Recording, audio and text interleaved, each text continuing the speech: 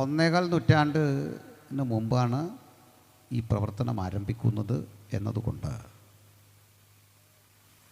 അതിനു മുമ്പൊക്കെ ക്രൈസ്തവ സഭകളില്ലേ. അതുകൊണ്ട് 2000 വർഷങ്ങളുടെ ചരിത്രം പറയാവുന്ന ഇതര സഭകളെ അപേക്ഷിച്ച് ഇത് ഏറ്റവും പുതുതാകയാൽ അതിൻ്റെ ആധികാരികത എന്ത് എന്ന ആളുകൾ ചോദിക്കാറുണ്ട്. ആ ചോദ്യം ന്യായയുക്തമാണ്. ആദ്യം തന്നെ പറയാം, 2000 വർഷം പഴക്കമുള്ള ഒരു ക്രിസ്തീയ സഭയും ഇന്ന് ലോകത്തിവിടെ ഇല്ല. നാം ഇന്ന് കാണുന്ന സകല പ്രസ്ഥാനങ്ങളും ഓരോ കാലഘട്ടത്തിൽ സംഘടനാരൂപം കൈവരിച്ചു വന്നവയാണ്. യേശുക്രിസ്തുവോ അപ്പോസ്തലന്മാരോ സ്ഥാപിച്ച ഒരു സഭ എന്ന് ആരെങ്കിലും ഏതെങ്കിലും പ്രസ്ഥാനത്തെ കുറിച്ച് പറയുന്നെങ്കിൽ അതിലർത്ഥമില്ല. എന്നാൽ ആദിമസഭ എന്തായിരുന്നു എന്ന് നിങ്ങൾ അറിയാൻ ബൈബിളിൽ ഏറ്റവും ആധികാരികമായ ഒരു വേദഭാഗമാണ് അപ്പോസ്തല പ്രവൃത്തി 2-ാം അധ്യായം. ആകെ അപ്പോസ്തല പ്രവൃത്തി പറയുന്നത് 1-ാം നൂറ്റാണ്ടിലെ ക്രിസ്തീയ സഭ എന്തായിരുന്നു, എങ്ങനെയാണ് അവർ സുവിശേഷ സാക്ഷ്യം വഹിച്ചത്, ഹൗ ദേ പ്രീച്ച്ഡ് ഗാസ്പൽ, എങ്ങനെ അവർ സഭ എന്ന സംവിധാനത്തെ ഓർഗനൈസ് ചെയ്തു. മറ്റൊന്ന്, ആ സഭ പാലിച്ചു പോന്നിരുന്ന ഡോക്ട്രിനൽ സ്റ്റാൻഡ്, ഉപദേശപരമായ സ്ഥാനമെന്തായിരുന്നു. ഇത്യാദി ലക്ഷണങ്ങൾ പഠിക്കാൻ നിങ്ങൾ അപ്പോസ്തല പ്രവൃത്തി എന്നുള്ള പുസ്തകം വെറുതെ ഒന്ന് വായിച്ചാൽ മതി. അതിന് പാണ്ഡിത്യമൊന്നും വേണ്ട. അതായിരുന്നു 1-ാം നൂറ്റാണ്ടിലെ സഭ എങ്കിൽ ആ സഭയുടെ രൂപിമ വ്യവസ്ഥിതിയോട് ഏറ്റവും അധികം ചേർന്ന് നിൽക്കുന്ന അധ്യയനം, പഠിപ്പിക്കൽ, വിശ്വാസ സംഹിത, അത് പെന്തക്കോസ്തു തന്നെയാണ്. ഈ സമൂഹം ഉണ്ടായത് ആഗോള ക്രിസ്ത്യാനിറ്റിക്കകത്ത് രൂപപ്പെട്ട ഒരു ഉണർവിൻ്റെ പരിണിത ഫലമാണ്. അത് പുതുതല്ല. ആ അർത്ഥത്തിൽ സഭ വാദിച്ചത്, ആഗ്രഹിച്ചത് ചില പുതുമകളെ എങ്ങനെ ഇതിൻ്റെ ഉള്ളിൽ പരീക്ഷിക്കാമെന്നല്ല, മറിച്ച് എങ്ങനെ പൂർവീകതയിലേക്ക്, 1-ാം നൂറ്റാണ്ടിലെ സംവിധാനങ്ങളിലേക്ക് എങ്ങനെ മടങ്ങണം. ആ അന്വേഷണത്തിനൊടുവിൽ രൂപപ്പെട്ട ആത്മീക കൂട്ടായ്മയാണ് പെന്തക്കോസ്ത്. മറ്റൊരു കാര്യം, ഇതിൻ്റെ തുടക്കക്കാർ വളരെ സാധാരണ മനുഷ്യരായിരുന്നു. 2 പ്രധാന നേതൃത്വങ്ങളിൽ നിന്നാണ് 2 ധാരകൾ ഇതിൻ്റെ രൂപപ്പെട്ടു വരുന്നത്. ഒരു സൗത്ത് ആഫ്രിക്കൻ കറുത്ത വംശജനായ, ഒരു കണ്ണിന് കാഴ്ച നഷ്ടപ്പെട്ട, ഏതാണ്ടൊക്കെ വിരൂപനായ വില്യം ജെ സെയ്മൂർ എന്നറിയപ്പെടുന്ന ഒരടിമയുടെ മകൻ. അടിമയാണ്. അദ്ദേഹത്തിൻ്റെ കുടുംബത്തെ നാളുകൾക്കപ്പുറത്ത് അദ്ദേഹത്തിൻ്റെ പിതാവിനെ ഒരു കത്തോലിക്ക പുരോഹിതൻ ജോലിക്കായി കൊണ്ടുവന്നു. അമേരിക്കയിലാണ്. ആ പുരോഹിതനിലൂടെ ബൈബിൾ സംബന്ധിയായ ചിന്തകളുടെയും ക്രിസ്ത്യവിശ്വാസത്തിൻ്റെയും ആമുഖ പാഠങ്ങളെ ഈ സെയ്മൂറിൻ്റെ പിതാവ് പഠിച്ചു. കൽക്കരിക്കനെ പണിയെടുക്കാൻ വന്ന മനുഷ്യനാണ്. എന്നാൽ ക്രമേണ തനിക്ക് കിട്ടിയ അവസരങ്ങൾ ഉപയോഗിച്ച് സെയ്മൂർ ബൈബിൾ പഠിക്കാൻ തീരുമാനിച്ചു. ആ സെയ്മൂർ വന്നത് ചാൾസ് പെർഹാം എന്നറിയപ്പെടുന്ന ഒരു ദൈവമകൻ്റെ ബൈബിൾ ഇൻസ്റ്റിറ്റ്യൂട്ടിലാണ്. എൻ്റെ പേര് തന്നെ ബഥേൽ എന്നായിരുന്നു. അങ്ങനെ അദ്ദേഹം ബൈബിൾ പഠിക്കാനിരുന്നു. അപ്പോൾ അതുവരെ ആളുകൾ ഈ ആത്മനിറവ്, പരിശുദ്ധാത്മാവിൻ്റെ പ്രവർത്തനം, അന്യഭാഷാ ഭാഷണം, പ്രവചനങ്ങൾ തുടങ്ങി ഇന്ന് സാധാരണമായി നമ്മൾ കേട്ടുവരുന്ന കാര്യങ്ങളെപ്പറ്റി ബോധ്യമുള്ളവരായിരുന്നില്ല. സെയ്മൂർ ക്ലാസ്സിൽ പഠിച്ച ശേഷം നമ്പർ 312 അസൂസ സ്ട്രീറ്റ് അങ്ങനെ ഒരു സ്ഥലത്ത് ജോലി ചെയ്യാൻ വേണ്ടി പോയി. അതേതാണ്ട് നമ്മുടെ രാജാജി നഗർ പോലെ ഈ സ്ഥലം പോലെ ആളുകൾ ഒരു തിക്ക് പോപ്പുലേറ്റഡ് ഏറിയാണ്. അപ്പോൾ അവിടെ അദ്ദേഹത്തിനൊരു മുറിയുണ്ട്. 7-8 പേര് പ്രാർത്ഥിക്കാനും വരും. ഈ പ്രാർത്ഥിക്കാൻ വരുന്ന മനുഷ്യർ കുറേ നേരം പ്രാർത്ഥിക്കുമ്പോൾ ശബ്ദം കൂടുമല്ലോ. സ്വാഭാവികമായിട്ടും അത് അയൽക്കാർക്കൊക്കെ ഒരു ബുദ്ധിമുട്ടാണ്. പക്ഷേ ഈ മനുഷ്യനൊരു മാന്യനാണ്, ആരോടും പിണക്കമില്ലാത്ത ഒരാളായതുകൊണ്ട് അങ്ങനെ അദ്ദേഹത്തെ ഒഴിവാക്കാനും വയ്യ. ഇതെന്താണ് ഈ ബഹളമെന്നറിയാൻ വേണ്ടി വരുന്നവർക്കൊരു പ്രശ്നം. അവർ വന്ന് ഇതിനകത്തങ്ങ് പെട്ടുപോകും, അവരും കൂടെ അതിനകത്തങ്ങ് കൂടും, തിരിച്ചു പോകത്തില്ല. 8 പേര് 80 ഇരിക്കാനിടയില്ല. കൊടുക്കും ഈ തെരുവിലേക്കിരുന്നു ആൾക്കാർ. നിങ്ങൾ ആലോചിച്ച ഈ സ്ഥലത്ത് ആളുകൾ പ്രാർത്ഥനയ്ക്ക് ഇരുന്നാലുള്ള സ്ഥിതി എന്താ? വണ്ടി പോകാൻ പറ്റുമോ? ആളുകൾക്ക് യാത്ര ചെയ്യാൻ പറ്റുമോ? ആത്മീയരോടും അല്ലാത്തവരോടും ഒക്കെ പറയാം, മറ്റൊരാളുടെ ക്ഷേമം കൂടി നമ്മളെ സംബന്ധിച്ചിടത്തോളം വളരെ പ്രധാനപ്പെട്ട അല്ലേ? നമുക്ക് ബഹുമാനപ്പെട്ട മന്ത്രി, വിദ്യാഭ്യാസ മന്ത്രിയാണ് എനിക്ക് ഏറ്റവും ഇഷ്ടമുള്ള ഒരാൾ. രാഷ്ട്രീയമല്ല പറഞ്ഞേട്ടോ. അദ്ദേഹം സിലബസിൽ കുട്ടികൾക്ക് ഡ്രൈവിങ്ങും ഭരണഘടനയൊക്കെ പഠിപ്പിക്കണം എന്ന് പറഞ്ഞു. എൻ്റെ ഒരു സജഷൻ, നമ്മുടെ അവകാശങ്ങളെക്കുറിച്ച് പറയുമ്പോൾ എതിരെ വരുന്നവൻ്റെ അവകാശങ്ങളും പറയണം. വണ്ടി ഓടിച്ച് നമ്മൾ പോകുമ്പോൾ നമുക്ക് നമ്മുടെ അവകാശം അറിയാം. എതിരെ വരുന്നവൻ്റെ വീട്ടിൽ അമ്മയുണ്ട്, അപ്പനുണ്ട്, മക്കളുണ്ട്, അവനെ നമ്മൾ പിടിക്കാൻ പാടില്ല. നമുക്കെല്ലാം ഉള്ള പ്രശ്നം, എനിക്കെന്തൊക്കെ വേണമെന്ന് എനിക്കറിയാം, സർക്കാർ എന്തൊക്കെ തരണം, നമ്മളതിന് വെള്ളം വെക്കും. അടുത്തവൻ്റെ പട്ടിണി, അടുത്തവൻ്റെ കഷ്ടപ്പാടും ഒക്കെ ഒരു പ്രധാനമാണ്. നമ്മുടെ ചർച്ചിൽ ഞാൻ ആളോട് പറഞ്ഞു, ആരും ഈ 2 രൂപയ്ക്ക് അരി വാങ്ങല്ലേ. പിന്നെ അങ്ങനെ നിങ്ങൾക്കതിന് അർഹതയില്ല, അതിലും അർഹതപ്പെട്ടവർ ഈ രാജ്യത്തുണ്ട്.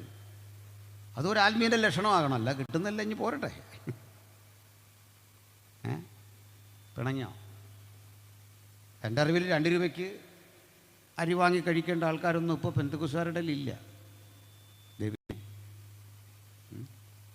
പാസ്റ്റർ എന്തൊക്കെയായി പറയുന്നല്ലേ.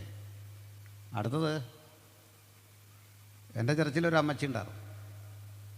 അമ്മച്ചി വന്ന് എൻ്റെ അരികിൽ പറഞ്ഞു, മെമ്പർ ഒരു പണി തന്നു സാറേ, പ്രാർത്ഥിക്കണം. എന്താ പറ്റി? എൻ്റെ കാർഡ് APL ആക്കി. ഞാൻ പറഞ്ഞു, അമ്മച്ചി ദൈവം പ്രാർത്ഥന കേട്ടതാണ്, വർഷങ്ങളായിട്ട് ദാരിദ്ര്യം മാറാൻ ഞങ്ങൾ പ്രാർത്ഥിക്കുകയായിരുന്നു, ഇപ്പോൾ ദാരിദ്ര്യം മാറ്റി, ഞാൻ കാർഡ് ഒന്നും മാറ്റണ്ട. അതല്ലേ ശരി? അങ്ങനെ കൂടെ മാറണ്ടേ? മറ്റൊരുവൻ്റെ കൂടി സന്തോഷമാണ് എൻ്റെ സന്തോഷം. അങ്ങനെ മാറുന്നില്ല, പിന്നെ ഇതിനകത്ത് അർത്ഥമുണ്ടോ? അതാണ് കാണണ്ടേ. നമുക്കൊക്കെ വേറൊരു സ്വഭാവമുണ്ട്, നമ്മളുടെ വീട് പരിസരമൊക്കെ വൃത്തിയാകണം, അത് നേരെ കൊണ്ട് തട്ടുന്ന അടുത്തവൻ്റെ മുറ്റത്ത്. നമ്മുടെ പരിസരം നീറ്റായിരിക്കണം, ഇത് ഡംപ് ചെയ്യുന്ന ഇവിടെ വഴിയല്ലേ. ഇതൊക്കെ മാറണം. സന്തോഷമില്ല? അപ്പോൾ ഇതും ഞാൻ ക്രമേണ ചില കാര്യങ്ങൾ പറയാം. ഈ സൈമൂർ ഇരിക്കുന്ന തെരുവ് എന്തൊക്കെയാണ് നിറഞ്ഞതാണെന്നറിയണ്ടേ? മദ്യക്കുപ്പികൾ, വടിവാള്, മാരകമായ മയക്കുമരുന്ന് ഉൽപ്പന്നങ്ങൾ, അതൊക്കെ ഇങ്ങനെ തെരുവിലിട്ട് വിൽക്കുന്ന സ്ഥലമാണ്. ബ്ലാക്സിൻ്റെ ഒരു വലിയ കോളനിയാണ്. ഈ വരുന്നവർ ഇതിനകത്ത് കൂടിക്കൂടി അസൂസ സ്ട്രീറ്റ് മുഴുവൻ നിറഞ്ഞു. ഷൈമൂർ പോകുമ്പോഴേക്ക് കൂടൊരു ദിവസമുണ്ട്, അദ്ദേഹം അങ്ങോട്ട് തുടങ്ങും, അദ്ദേഹം പുറത്തേക്ക് പോകുമ്പോഴേക്ക് അടുക്കള വരും. ഈ ജനങ്ങളുടെ ഒഴുക്ക് ആദ്യമൊക്കെ ശല്യമെന്ന് തോന്നിയിട്ട് ആളുകൾ ഇത് എന്താണെന്ന് അറിയാൻ വന്നു. ഒടുക്കം സാക്ഷാൽ ചാൾസ് പെർഗാമം വന്നു ഇതറിയാൻ. പ്രിൻസിപ്പൾ അദ്ദേഹം കൂടി അനുഭവത്തിനകത്ത് പെട്ടു. വലിയൊരു ഉണർവ് അവിടെ രൂപപ്പെട്ടു. അസൂസ സ്ട്രീറ്റ് റിവൈവൽ എന്നിതിന് പറയും. നമ്മളിന്ന് കാണുന്നതിലൊക്കെ വ്യത്യാസമുണ്ട്. നമ്മളിന്ന് 2026 എന്നൊക്കെ എഴുതി വെച്ചിട്ട് എന്തെങ്കിലുമൊക്കെ ചെയ്ത് ഉണർത്തുക. ഞാൻ എൻ്റെ ജീവിതത്തിൽ ഇന്നേ വരെ ഒരു മനുഷ്യനെ കൊണ്ടും ഹല്ലേലൂയ പറയിപ്പിച്ചിട്ടില്ല, നാളെ പറയിപ്പിക്കാൻ ഉദ്ദേശിക്കുന്നില്ല. ദൈവത്തെ ഒരാളെ സ്തുതിക്കുന്ന നല്ലതാണ്, എൻ്റെ ചെലവിൽ വേണം, സ്വന്തം ചെലവിൽ മതിയത്. സന്തോഷമില്ല അതെന്ന് മറ്റൊരാൾ പറഞ്ഞിട്ട് വേണോ നമ്മൾ, അല്ലേ? ഒരു കൊച്ചുകുട്ടിക്ക് നിങ്ങൾ ഒരു മിഠായി വാങ്ങിക്കൊടുക്കുക, അത് പറയും താങ്ക് യു അങ്കിൾ. അങ്ങനെയാ ആദ്യമൊക്കെ പഠിപ്പിക്കണം, പിന്നെ അതങ്ങ് പറഞ്ഞോളൂ. അപ്പോൾ ഒരു കുഞ്ഞിനൊരു കാര്യം ചെയ്താൽ അതിന് നന്ദി പറയാൻ അറിയാമെങ്കിൽ മുതിർന്ന് നമ്മൾ എത്രയധികം പരപ്രേരണ കൂടാതെ പറയണം അല്ലേ? മാത്രമല്ല നമുക്ക് അന്തരീക്ഷത്തിൻ്റെ ബാഹ്യപ്രകടനങ്ങളല്ല ഇഷ്ടം, അതൊക്കെ വേണം, അല്ലെങ്കിൽ ഒരു സന്തോഷമില്ലല്ലോ.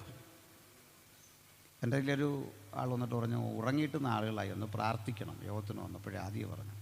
ഞാൻ പറഞ്ഞു വിഷമിക്കണ്ടേ, എൻ്റെ പ്രസവം കുറച്ച് നേരം കേട്ടാൽ ഉറങ്ങിപ്പോവും. സാറ് പറഞ്ഞു കേട്ടില്ലേ,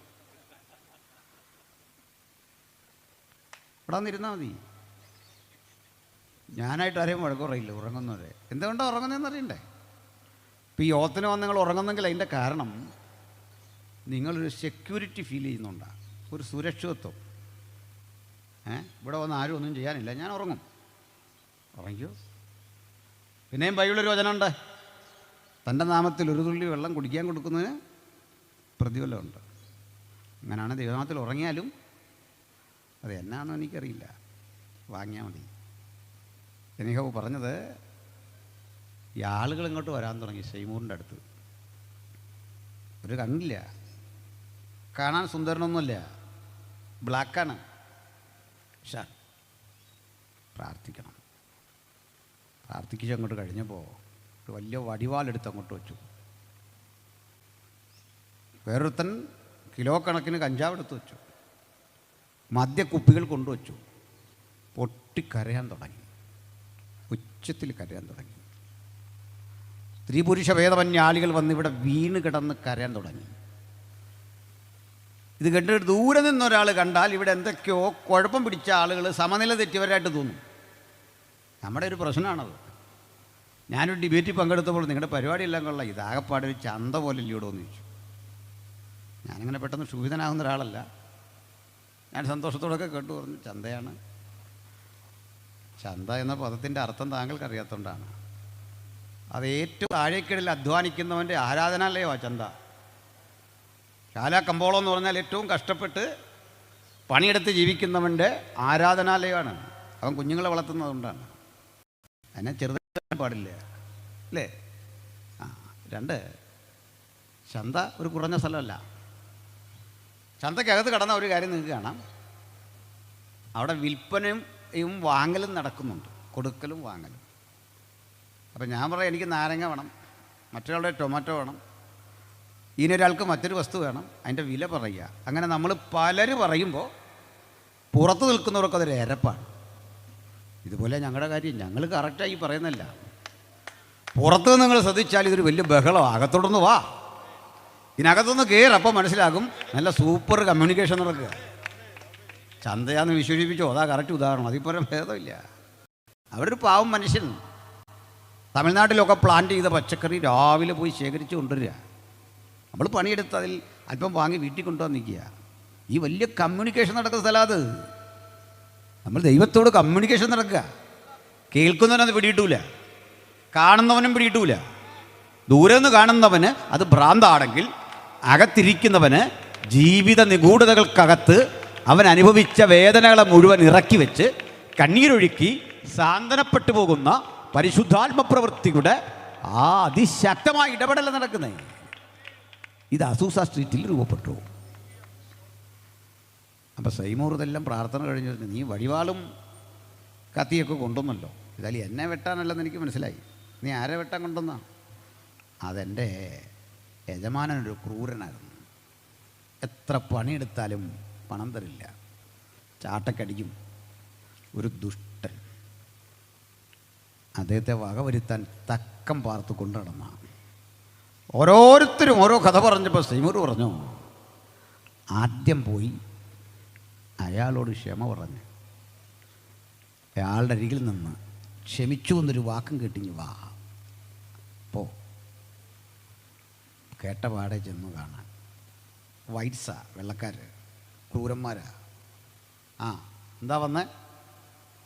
ജമാനെ ക്ഷമിക്കണം, ഈ വടിവാൾ കണ്ടില്ലേ, നിനക്ക് വേണ്ടി തീർത്ത് വെച്ചതാ, നിന്നെ ഇല്ലായ്മ ചെയ്യാൻ വേണ്ടി വെച്ചതാ, നിന്നെ തകർക്കാൻ വേണ്ടി വെച്ചതാ. പക്ഷെ വചനം കേട്ടപ്പോൾ ഉള്ളൊന്ന് കിടുങ്ങി. വചനം കേട്ടപ്പോൾ വേദന വന്നു. നിന്റെ പ്രാണനെ എനിക്ക് എടുക്കാൻ പറ്റും യജമാനനെ, പക്ഷെ നിനക്ക് പ്രാണൻ തരാൻ എനിക്ക് നിർവാഹമില്ല. നിന്നെ രോഗിയാക്കാൻ പറ്റും, സൗഖ്യം തരാൻ എനിക്ക് നിർവാഹമില്ല. ഞാനും ഒരിക്കൽ രോഗിയാകും. ഈ ആരോഗ്യമൊക്കെ ക്ഷയിച്ചിങ്ങനെ കിടക്കുമ്പോൾ നിന്നെ വകവരുത്തിയ ഓർമ്മകൾ എന്നെ വേട്ടയാടും. ഞാൻ ഭ്രാന്തമായ അവസ്ഥയിലേക്ക് പോകും. യജമാനനെ മാപ്പാക്കണം യജമാനെ. യജമാൻ അവൻ്റെ അരിയിലേക്ക് വന്നിട്ട് അയാളും പൊട്ടിക്കരഞ്ഞു. പൊട്ടിക്കരഞ്ഞിട്ട് കൂട്ടുകാരാ, ഞാൻ നിന്നോട് ക്ഷമ പറയണ്ടേ? നിനക്ക് കൂലി തന്നില്ല, നിന്നെ ചാട്ടക്കടിച്ചു, നിന്നെ കാണുന്ന എനിക്ക് അറപ്പായിരുന്നു. എന്നെ കൊല്ലാൻ നീ നടക്കുന്നു എന്ന് തുറന്നു പറഞ്ഞപ്പോൾ അത് കാരണമുണ്ടെന്ന് തിരിച്ചറിഞ്ഞു. നീ എനിക്ക് വേണ്ടി പ്രാർത്ഥിക്കണം, നീ എന്നോടാ ക്ഷമിക്കണ്ടേ? യജമാനൻ അവൻ്റെ കാൽക്കലും വീണു. അങ്ങനെ ലോക ചരിത്രത്തിൽ ഇതുവരെ കാണാത്ത സമാനതകളില്ലാത്ത നിരപ്പിൻ്റെ തത്വസംഹിത ഉലകത്തെ പഠിപ്പിച്ചുകൊണ്ട് ആരംഭം കുറിച്ച മഹൽ പ്രസ്ഥാനത്തിൻ്റെ പേരാ പെന്തക്കോസ്. 312 അസൂസ സ്ട്രീറ്റ് കാലിഫോർണിയയിൽ ആരംഭിച്ച് ലോകത്തിൻ്റെ 5 വൻകരകളിലും അതിശീഘ്രം പടർന്നു പന്തലിച്ച് 196 രാജ്യങ്ങളിലെ ഏറ്റവും അധികം കുതിച്ചുയരുന്ന സമൂഹമായി ഇത് മാറി. ലാറ്റിൻ അമേരിക്കൻ രാജ്യങ്ങളിൽ ദശലക്ഷക്കണക്കിന് ആളുകൾ ഇന്ന് ഈ വിശ്വാസം സ്വീകരിച്ച് മുമ്പോട്ട് വരുന്നു. ഹല്ലേലൂയ. ഞാനതൊക്കെ ക്രമേണ പറയാം. ശ്രദ്ധിച്ചോട്ടെ. അപ്പോൾ എന്താണ് അതിൻ്റെ സന്ദേശം എന്ന് നിങ്ങൾക്ക് മനസ്സിലായി. ഞാൻ ബൈബിളിൽ കൂടെ വരാം. ഇന്ത്യയിൽ അതിൻ്റെ ആരംഭത്തെക്കുറിച്ച് കൂടി പറയണം. ചില സഹോദരങ്ങളൊക്കെ തെറ്റിദ്ധരിച്ചോലെ നമ്മളെപ്പറ്റി പറയാറുണ്ട് മതപരിവർത്തന ലോബിയെന്ന്, അല്ലേ? അങ്ങനൊക്കെ ഒരു പേരാ.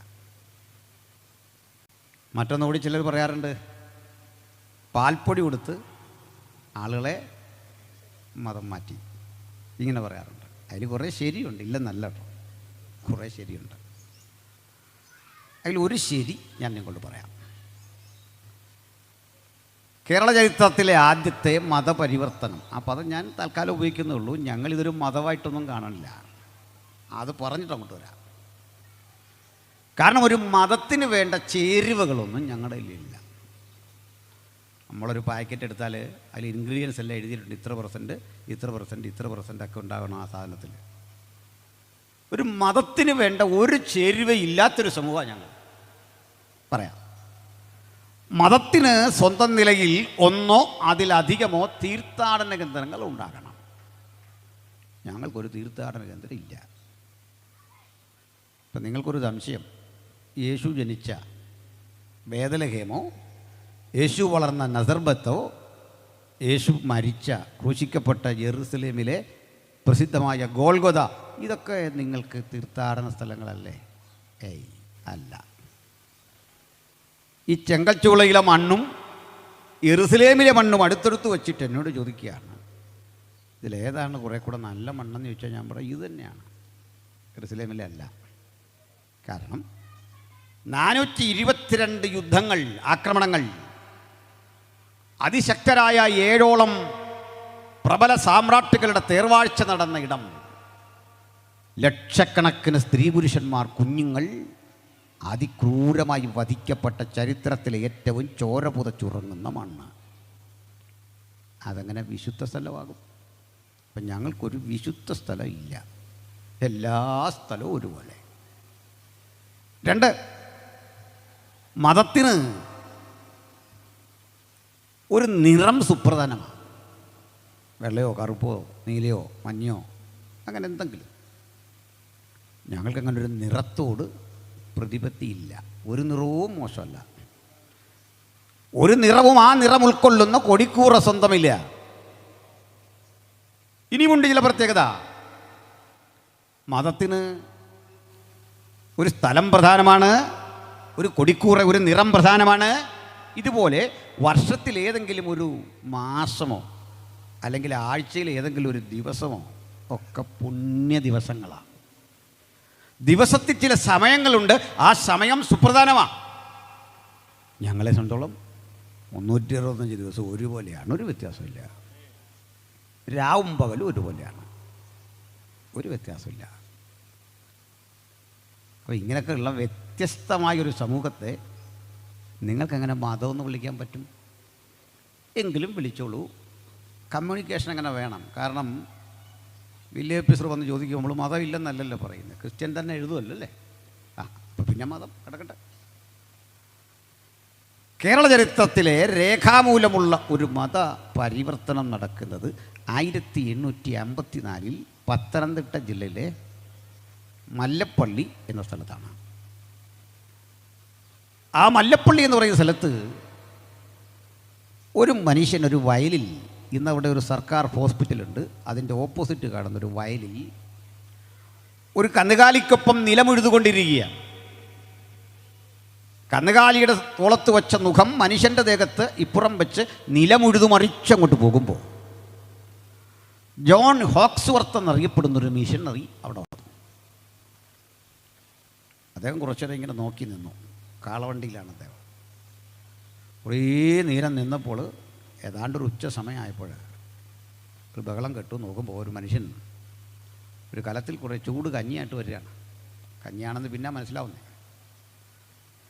ഉടനെ ഈ മനുഷ്യൻ വയലിൽ നിന്ന് കരക്കേറി ഒരു കുഴി അവിടെ എടുത്തിട്ട് വട്ടയില പറിച്ച് അവിടെ വച്ച് പ്ലാവില പറിച്ച് സ്പൂണ് പോലെ ഉണ്ടാക്കി കാത്തിരിക്കുകയാണ്. ഈ കൊണ്ടുവന്ന കാര്യസ്ഥൻ കഞ്ഞി ഒഴിച്ചു കുടിച്ചു, അത് ഈ കഞ്ഞി കഴിച്ചു. എന്നിട്ട് പണിയാൻ ഇറങ്ങാണ്. അപ്പോഴേക്ക് ഹോക്സ്വർത്ത് അടുത്തെന്ന് ചോദിച്ചു, നിൻ്റെ പേരെന്താ? ഹോക്സ്വർത്തിന് മലയാളം അറിയാം, സായിപ്പാണെങ്കിലും പഠിച്ചു.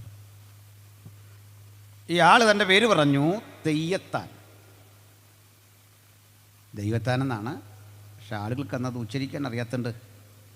തെയ്യത്താൻ എന്ന് പറയുക. ഞാനൊരിടത്ത് ക്ലാസ് എടുക്കുമ്പോൾ ഒരാൾ പറഞ്ഞു, അന്ന് മനുഷ്യരെ കളിയാക്കാൻ യഥാർത്ഥ പേരുണ്ടെങ്കിലും അത് വിളിക്കാതെ തെയ്യത്താൻ എന്ന് വിളിച്ചാന്ന് പറഞ്ഞു. ഞാൻ പറഞ്ഞു അങ്ങനെയല്ല, അന്നൊരുത്തം കഴിവുള്ളവന് പോലും നല്ല മലയാളം വഴങ്ങൂലായിരുന്നു. സ്റ്റാൻഡേർഡ് മലയാളം ഒന്നും വഴങ്ങൂല. തെളിവ് കുണ്ടറ വിളംബരം നടത്തിയ പ്രമുഖനായ തിരുവിതാംകൂർ ദിവാനെ ഓർമ്മയുണ്ടല്ലോ, ചെമ്പകരാമൻ വേലുത്തമ്പി ദളവ. വേലുത്തമ്പി ദളവയുടെ കുണ്ടറ വിളംബരത്തിലെ ഭാഷ ശ്രദ്ധിക്കണം. ഈസ്റ്റ് ഇന്ത്യ കമ്പനി എന്ന് പറയാൻ ദളവയുടെ നാവ് വഴങ്ങാതെ വന്നു. അപ്പോൾ ശ്രമിച്ചു നോക്കി ഇംഗ്ലീഷ് കമ്പനി എന്നേലും പറയാൻ. ഇംഗ്ലീഷ് കമ്പനി എന്ന് പറയാൻ ശ്രമിച്ചിട്ടും പറ്റാതെ വന്നപ്പോൾ വേലുത്തമ്പി ദളവയുടെ കുണ്ടറ വിളംബരത്തിലെ ഭാഷ ഇംഗ്ലീഷ് കമ്പനി എന്ന് പറഞ്ഞത് ഇങ്കരിച്ച് കുമ്പഞ്ചി എന്നാണ്. ഇത് നമ്മൾ പറയുന്നതല്ല. 19-ാം നൂറ്റാണ്ടിലെ കേരളം എന്ന പേരിൽ നമ്മുടെ കേരള സാഹിത്യ അക്കാദമി പുറത്തിറക്കുന്നൊരു പുസ്തകമുണ്ട്, പി ഭാസ്കരനുണ്ണി എഴുത്തുകാരൻ. അതിൽ പറയുന്നതാണ്. വേണ്ട, അത്രയും വിഷമിക്കേണ്ട, ഗൂഗിൾ ചെയ്ത് നോക്കിയാൽ മതി. ഞാൻ നാളെ കൂടെ ഉണ്ട്, സംശയമുള്ളവരോട് ചോദിച്ചാൽ മതി. അപ്പോൾ ചുരുക്കി പറഞ്ഞാൽ ഇതായിരുന്നു സ്ഥിതി. ക്ഷമിക്കണം, ഇത് തലസ്ഥാന നടപടിയാണല്ലോ. നമ്മുടെയൊക്കെ ആധാരത്തിലൊരു ഭാഷ കാണാം, പണ്ടാരപ്പാട്ട വക അല്ലേ, പണ്ടാരപ്പാട്ടം. ഈ പണ്ടാരം എന്ന് പറയുന്ന പണ്ടത്തെ കുറേ സ്ഥലങ്ങൾ സർക്കാർ വകയുണ്ട്, അതിൻ്റെ രാജഭണ്ഡാരവക സ്വത്തെന്നാണ്. അതിൽ ഈ ഭണ്ഡാരം അത് അന്നത്തെ മനുഷ്യന് ഉപയോഗിക്കാൻ അറിയാത്തതുകൊണ്ട് പാ ആയിട്ട് പണ്ടാരപ്പാട്ടം എന്ന് പറഞ്ഞു. അതൊക്കെ പോട്ടെ. വർഷം 2026 വർഷം ഇത്രയും കഴിഞ്ഞിട്ടും ഈ പായൊന്ന് മാറ്റാൻ ഈ IAS-കാർക്കൊക്കെ എന്താ പണി? ഇങ്ങനെ പായൊക്കെ ആക്കി മാറ്റിക്കഴിഞ്ഞാൽ കേസൊന്നും എടുക്കുകയില്ല, കുറേ കൂടെ വൃത്തിയാവും. ശ്രദ്ധിക്കാതെ പോയായിരിക്കും അല്ലേ. നമ്മുടെ ഈ ആധാരത്തിലേക്ക് ഭാഷ കണ്ടാൽ ഭയങ്കര ദയനീയമാണ്. അതൊക്കെ മാറ്റണം, കാലോചിതമാക്കണം. അതുകൊണ്ട് പറഞ്ഞാണ്, പോട്ടെ. അപ്പോൾ ഈ മനുഷ്യനെ വിളിച്ചു. അയാൾ ദയ്യത്താൻ്റെ പേരും പറഞ്ഞു. ആശാനെ ഇത് ചോദിച്ചാൽ നിനക്കെന്ത് കൂലി കിട്ടും? കൂലിയൊന്നുമില്ല, പിന്നെന്താ കിട്ടുക? ഈ ചൂട് കഞ്ഞി കിട്ടും. വീട്ടിലേക്ക് ഈ നെല്ലിൻ്റെ ഒരു അളവ് ഒരു പാത്രത്തിൽ തരും. ഒരു ഈറ്റപ്പൊളി കൊണ്ടുള്ളൊരു പാത്രമാണ്. അത് വറുക്കണം, അത് കുത്തി കഞ്ഞിയാക്കി കഴിക്കും ഭാര്യയും മക്കളും. മക്കൾ നാളെ എന്ത് ചെയ്യും? അവരും ഈ ജോലിക്ക് വരും. അപ്പം അവർ ഈ ജോലിക്ക് ഇറങ്ങുന്നത് നിനക്ക് സങ്കടമില്ലേ? ഈ ഒരു സങ്കടമില്ല. എൻ്റെ യജമാനൻ നല്ല മനുഷ്യനാണ്, തല്ലിയല്ല, ചീത്ത പറയില്ല. അതിനനുസരിച്ച് ഞാൻ യജമാനെ പണിയെടുക്കും. മക്കൾക്കും യജമാനോട് കാര്യമാണ്. എല്ലാ യജമാനന്മാരും തല്ലുമ്പോൾ ഞങ്ങൾക്കൊരു നല്ല യജമാനാണ്, തല്ലത്തൊന്നുമില്ല. പിന്നെ പണിയെടുക്കാൻ എന്താ മടി? ഇയാളുടെ ഈ നിഷ്കളങ്കമായ മറുപടി കേട്ട് ഹോക്സ്വർത്ത് ഈ ഉടമയുടെ വീട്ടിൽ ചെന്നിട്ട് ഇവനെ കൊടുക്കുന്നോ? അയ്യോ കൊടുക്കൂല, ഇവൻ വിശ്വസ്തനായൊരു പണിക്കാരനാണ്. ചോദിച്ച് അവസാനം ഇയാളൊരു വലിയ വില പറഞ്ഞു. അങ്ങനെ തെയ്യത്താനെയും അദ്ദേഹത്തിൻ്റെ ഭാര്യയും 6 കുടുംബാംഗങ്ങളെയും കൂടെ ഒന്നിച്ചു ചേർത്ത് 8 പേരെ ഹോക്സ്വർത്ത് വിലയ്ക്ക് വാങ്ങി.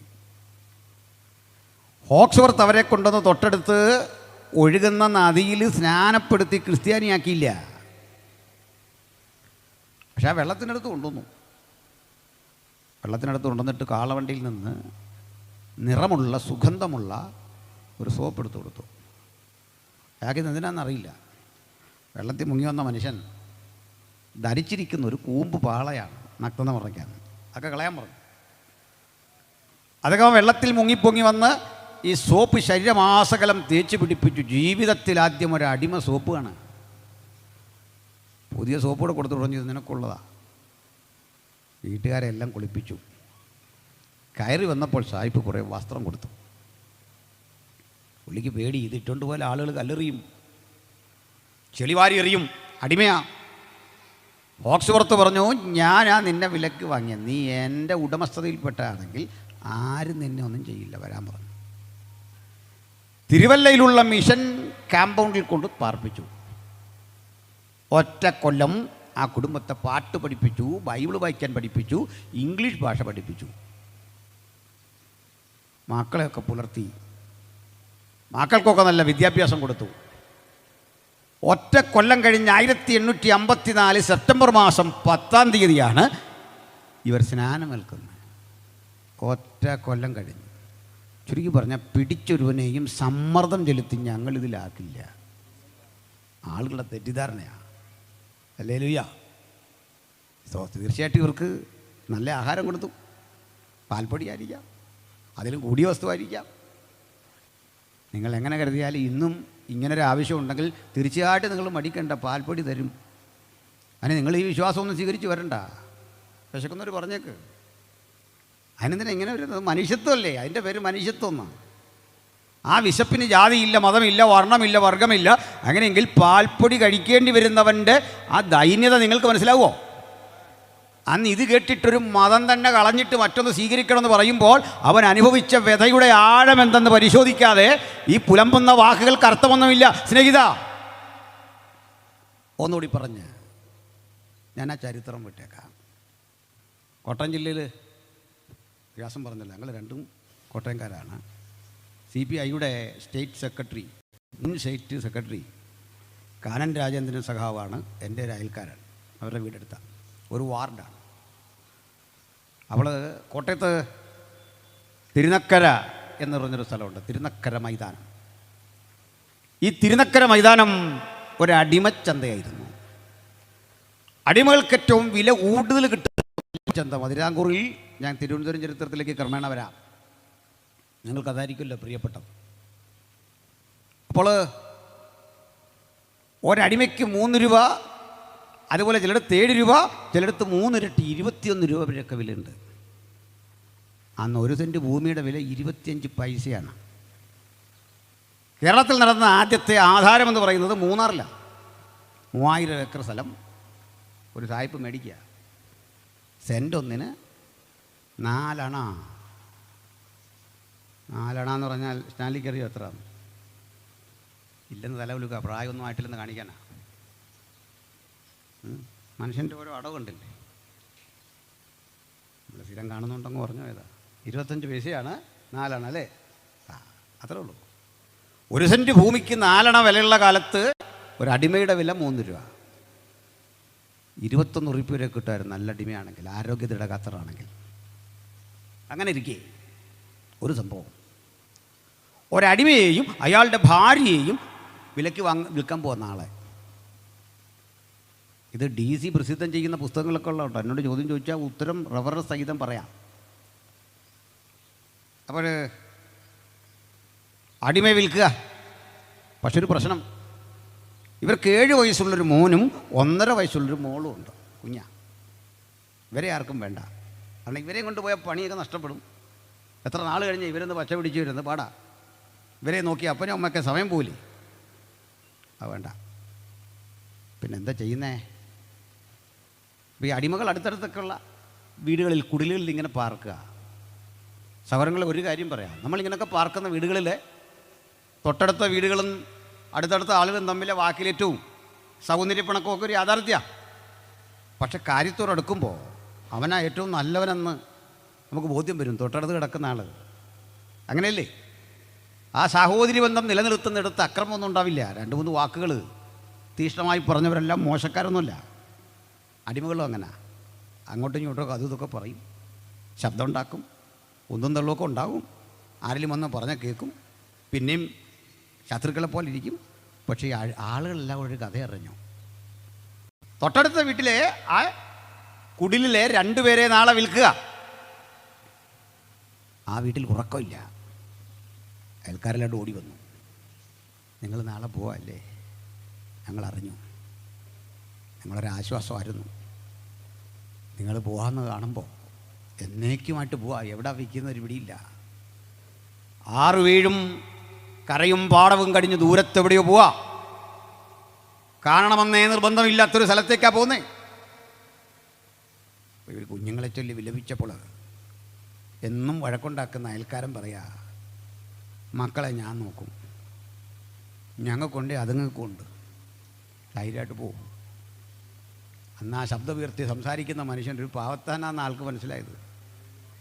ഈ നാട്ടിൽ ഒത്തിരി മനുഷ്യരുണ്ടെന്നേ.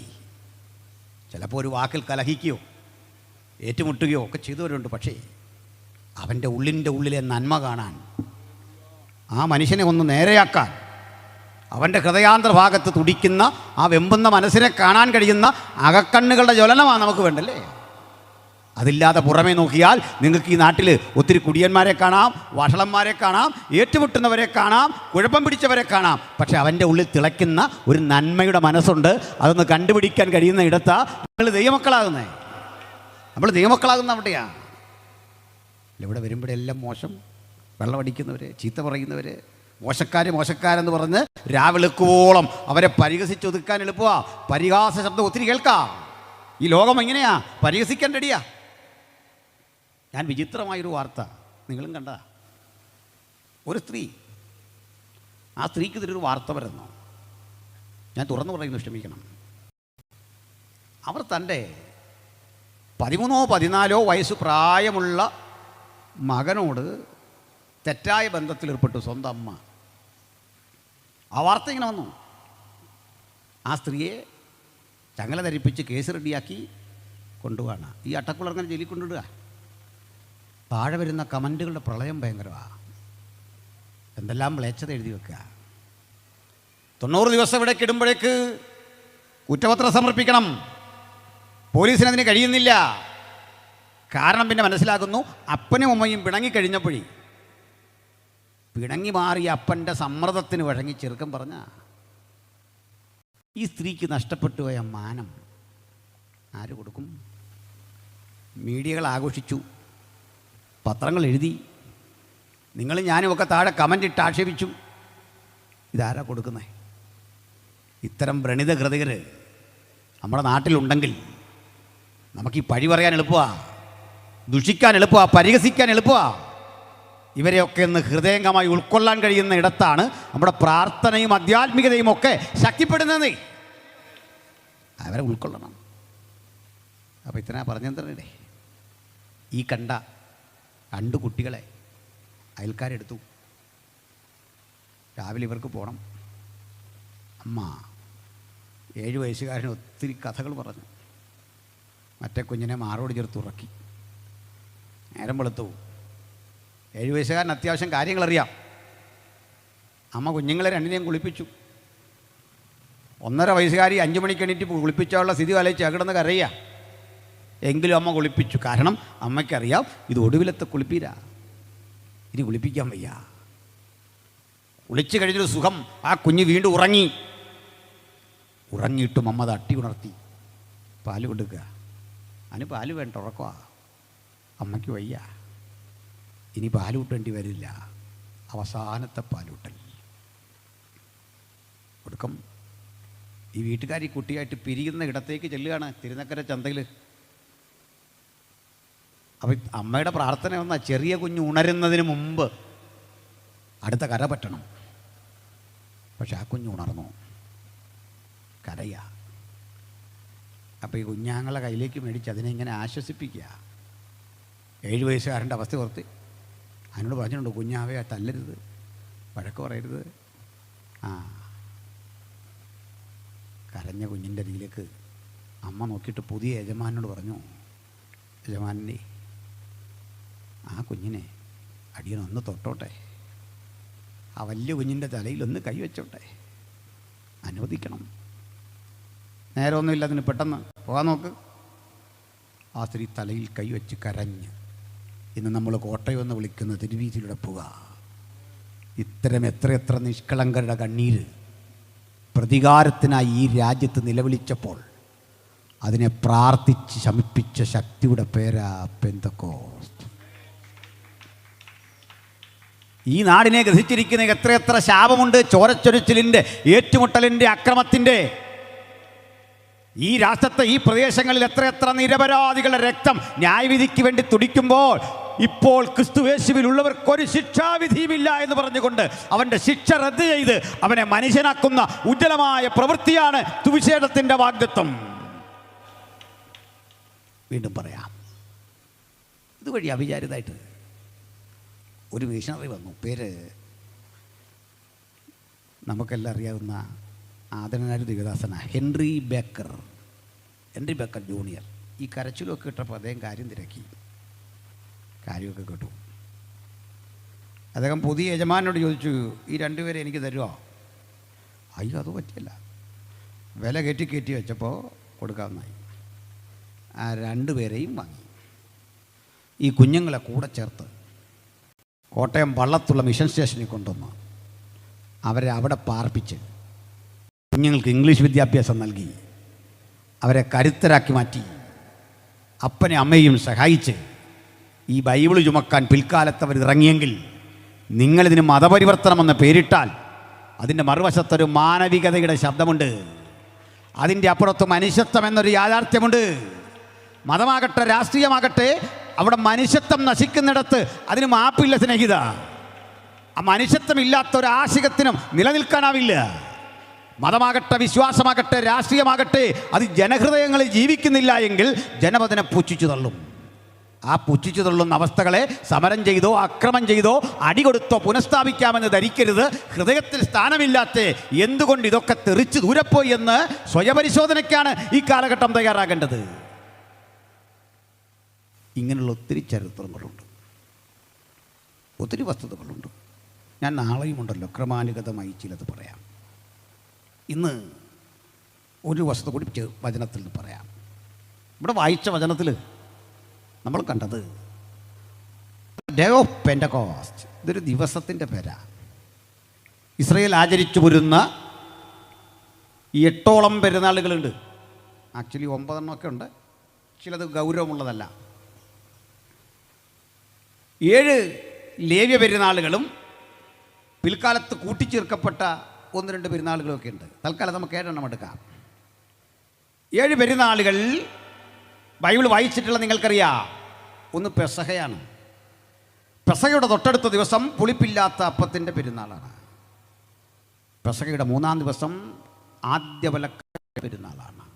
അപ്പോൾ ഒരു പാക്കേജാണ്, അടുത്തടുത്ത് വരുന്നതുകൊണ്ട് അവയെ ചേർത്ത് പെസഹ എന്ന് പറഞ്ഞാൽ മതി. പെസഹയിൽ 3 പെരുന്നാളുകളാണ്. ഇനി പെസഹയുടെ ആചരണം കഴിഞ്ഞ് ഒരു ചെറിയ ഇടവേള, ഏതാണ്ട് 50 ദിവസം.